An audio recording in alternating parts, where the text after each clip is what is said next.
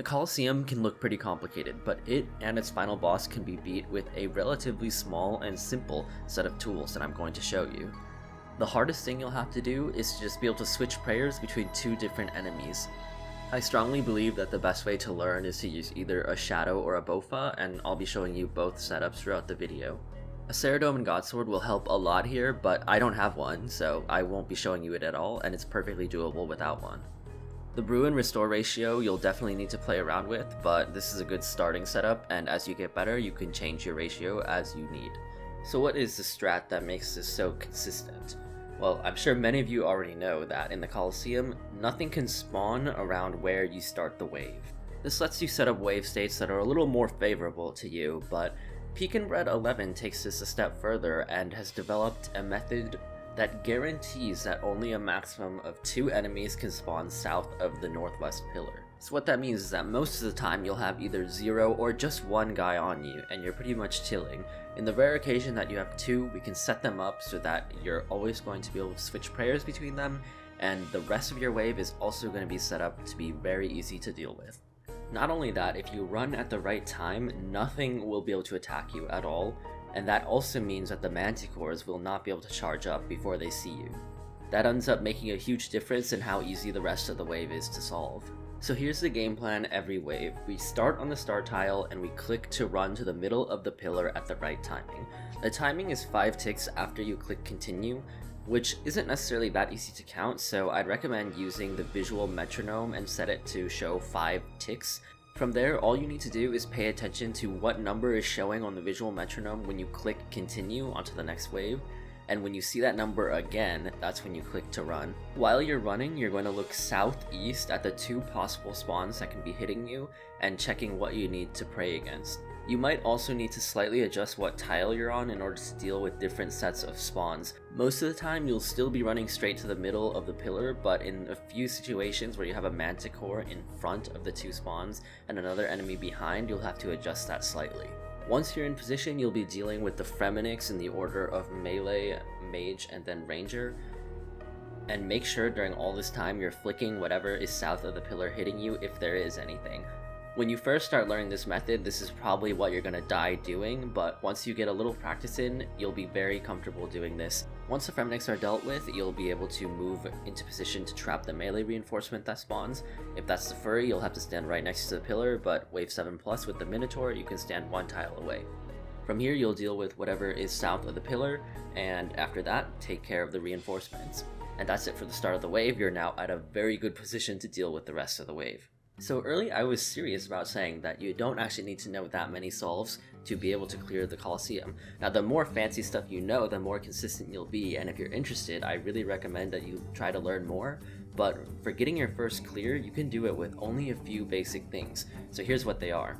The absolute most basic thing you have to know is that if there are 2 enemies behind the pillar, then if you want them to attack you at the same time, for example they're both rangers, or maybe it's a ranger and a range first manticore, then what you do is you stand on the corner of the pillar and then run out. You can manually run out or click to attack one of them, it doesn't matter. They'll see you at the same time and be synced up. But now let's say there's a major and a ranger behind the pillar, and you obviously don't want those to be attacking you at the same time. So how you deal with this is that you stand in the middle of the pillar, and then you either click to attack the back one, or what that's actually doing is running straight out 2 tiles out of the pillar, and that will cause the back enemy to hit you first, and then the front enemy to hit you immediately afterwards. So the last basic solve you need to know is when there's 3 enemies behind the pillar, and 2 of them are in the front clumped next to each other, and there's 1 in the back in the middle. How you deal with this is that you stand in the middle of the pillar but 1 tile back, and then you run straight out 2 tiles out of the pillar.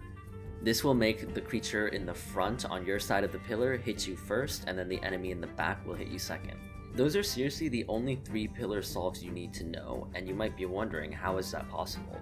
Well, if you've ever gotten a Dave's triple from Wendy's, you'll know that a 3 stack can be quite hard to deal with, so let me introduce to you the triple D stack. You'll start on the first marked tile west of the pillar and pray against the most threatening enemy of the first 2 enemies in the 3 stack. From there you click on the second tile. Once you get there, pause for a second, change your prayer to the back enemy, the 3rd enemy in the 3 stack, and then run back behind the pillar, and that will turn your 3 stack into a 2 and 1 stack, which you already know how to deal with. Depending on your luck on what's behind the pillar, you may have to tank one hit, but a lot of times you won't, and that's especially because we're not letting the manticores charge, remember, because we're running straight to the tile before they can see us. When the manticore is uncharged, they won't even attack you, which makes this super safe to do. And I have to warn you, if you see an uncharged manticore behind the pillar and you think, oh, half the time if this manticore charges up in a good way, then I can just deal with this wave without destacking it. Well, I'm here to tell you, do not ever 50-50 a manticore. Why? Because if you get it wrong, it's suddenly a lot harder to deal with, and when you're learning, that can a lot of the time end in you dying. And the last thing I have to say about this is that yes, there are better ways to solve these kinds of stacks, which once again, if you're interested in learning more, I would highly recommend you do that, because you'll feel your skills improving, you'll enjoy the game more, it's good. But if you're just here to get your first run, then I recommend you do it like this. Now let's say you have an even crazier stack, either a 4 stack or you might have a 3 stack where there's an enemy behind the far northeastern pillar. And you really have to pay attention for this, because if you try to triple destack and there's an enemy back there, you're going to unstuck it and add it to your stack, which might make things a lot more complicated for you. So make sure you're paying attention on what's behind that pillar. But let's say that you have something you really can't deal with and that you can't just triple destack.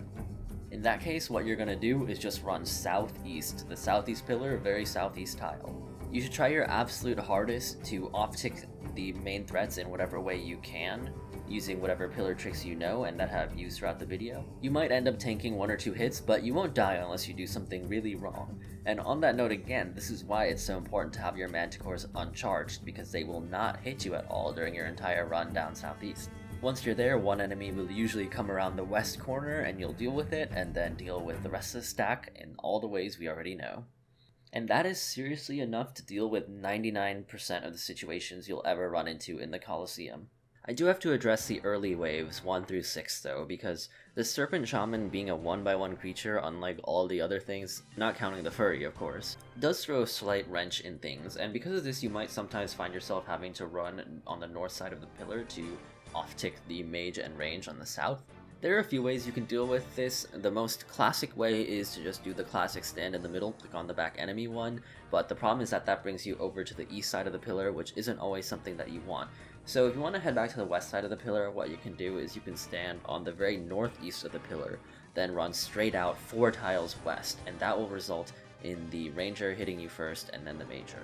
Now for the final boss, Soul Heredit. So I firmly believe that anyone, and I mean anyone, can first try this boss. It's really not that hard. You're probably making it overcomplicated for yourself. And in order to prove this, I killed the boss on my first try, and I don't think I'm that good at the game or anything. So here's how to do it. Forget everything about where it is in the cycle, or predicting its next attack, okay? Forget all of that. All you need to know are 3 tiles. Now all you have to do is, every time it attacks you, pay attention to what attack it used, and in between that and its next attack, you're going to decide which of the 3 tiles you go to next. You're not thinking about anything else, you're not thinking about, oh, he did this or he did that, no, none of that. We're just thinking about what are we going to next, and no matter what he does next, whatever movement he does, you're going to that tile no matter what. Then rinse and repeat. One thing that I see catch a lot of people up is that if they make a mistake, they'll get flustered and immediately take the next 3 or 4 hits again. So if any of you guys have killed Hydra, then you should know this principle, okay?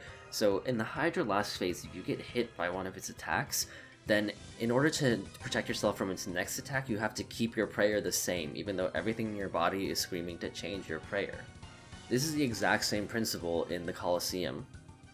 If you get hit by one of Soul Heredit's attacks, then you're going to force your brain to go back to the exact same spot you were just on, because that's how you dodge the next attack.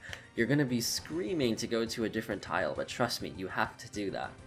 As for his triple attack, my best advice for you is to just watch a video of someone killing Soul Heredit, and when he does that attack, try and time it yourself, and click when you think that you need to turn your prayer on. Eventually you're gonna get used to it, and honestly, you can take a lot of hits in this fight and still be fine. Sometimes you are just gonna take that 45 and it's completely fine. Let's go over how I do some waves. So let's start with something real basic, wave 5. The wave starts, I wait for the timing, run at the right time.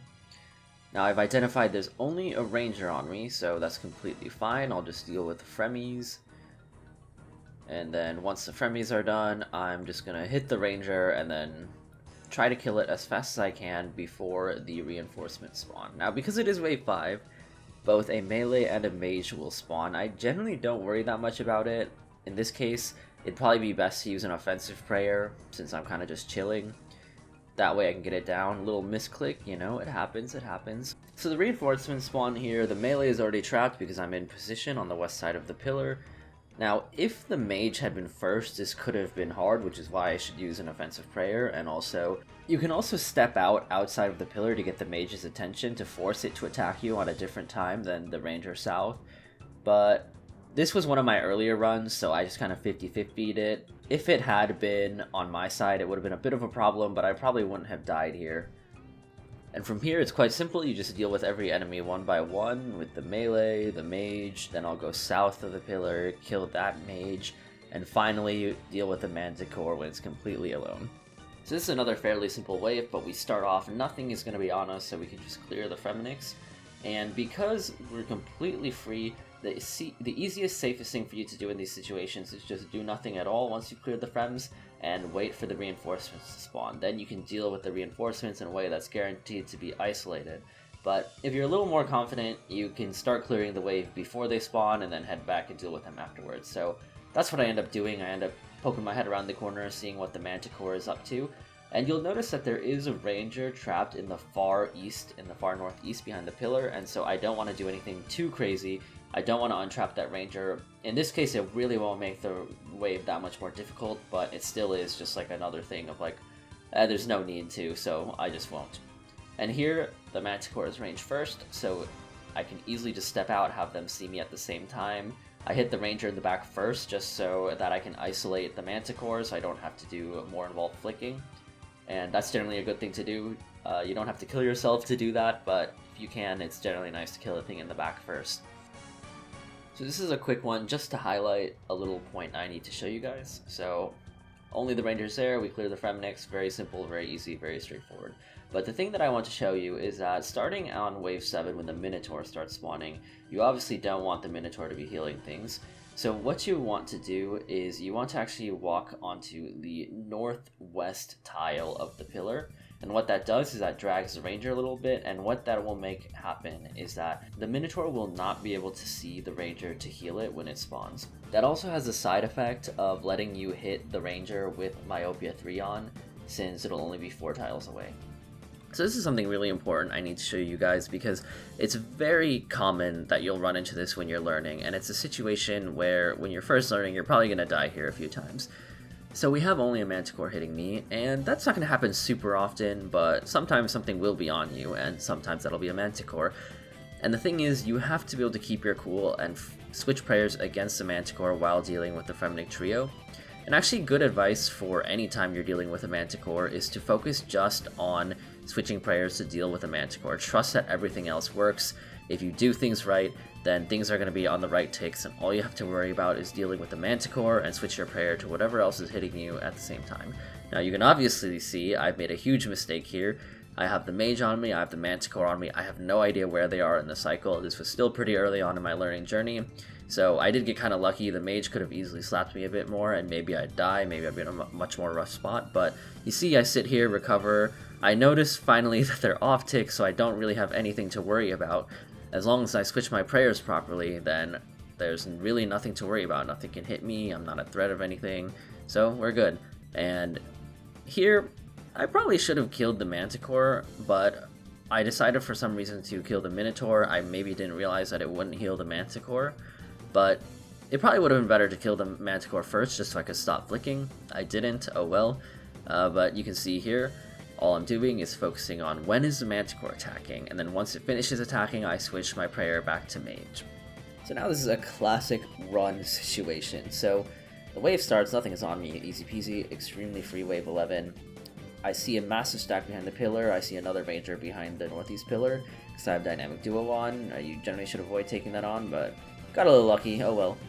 I do wait for the Minotaur to spawn, since why not? I don't want to deal with it when I run south, and I'm completely free, so let's just wait for it to spawn. Now here, I'm going to run southeast. I know if I run out, the major will see me first, so I pray mage first, then range. I might have screwed that up a little bit, but the Manticore comes around the corner, it's isolated, and we deal with that, and from here on, once the Manticore is dead, it's completely free, because we have 3 mages on the right side, a Manticore, range first, and a ranger on the left side, so there's a lot of different ways we can deal with this. I'm probably just going to step out right and kill some mages.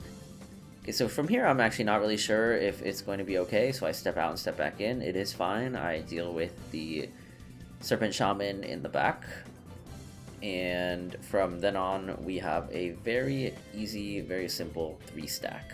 There's actually a lot of different ways I can deal with this.